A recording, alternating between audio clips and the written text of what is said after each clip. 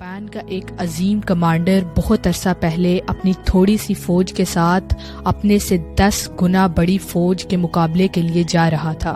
اس commander کو پورا یقین تھا کہ یہ لوگ جنگ جیت لیں گے، لیکن اس کے سپاہیوں کو یقین نہ تھا، کیونکہ جس فوج سے ان کا مقابلہ تھا وہ بہت بڑی تھی۔ کمانڈر اپنے سپاہیوں کے ساتھ جنگ کے لیے نکلا اور رستے میں وہ لوگ مزار یا اپنی عبادت گاہ پر رکے۔ وہاں پہنچ کر کمانڈر نے سپاہیوں سے کہا کہ یہاں عبادت کرنے کے بعد میں کوئن سے ٹاس کروں گا۔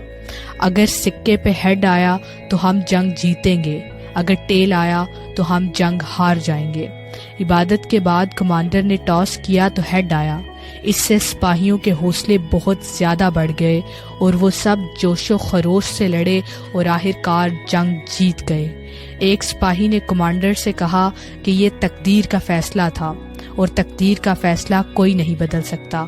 کمانڈر نے مسکراتے ہوئے کہا، کوئی بھی جوش و جذبے اور ہمت سے تقدیر تک کا فیصلہ بدل سکتا ہے۔